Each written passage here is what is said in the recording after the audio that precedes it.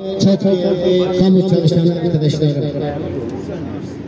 4 milyon kamu çalışanı, 2,5 milyon emekli ve aileleriyle birlikte 25 milyon vatandaşımızı doğrudan ilgilendiren 8. dönem toplu sözleşme görüşmelerde gelinen noktada Kamu İşveren Kurulu teklifini sundu.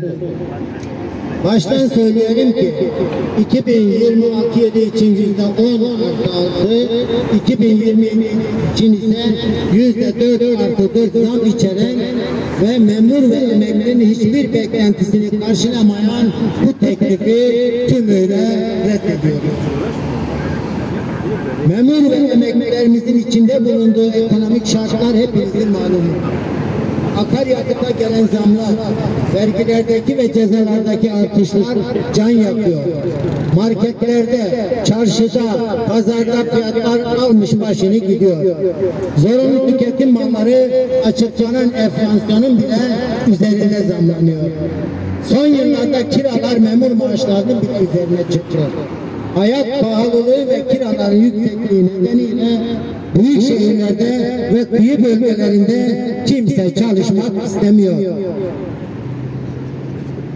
Kamuda aynı işi yapan benzer eğitim düzeyinde ama farklı mevzularda tabi çalışanlar arasında büyük bir uçurum oluşmuştur.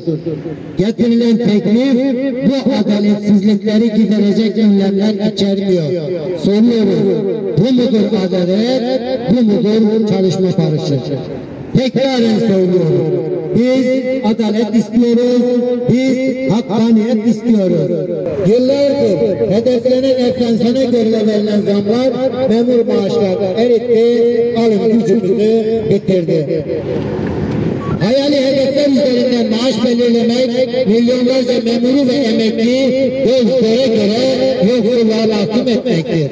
Bu mağduriyete bir son veriliyor, yapılan bu teklifi tekraren reddediyoruz.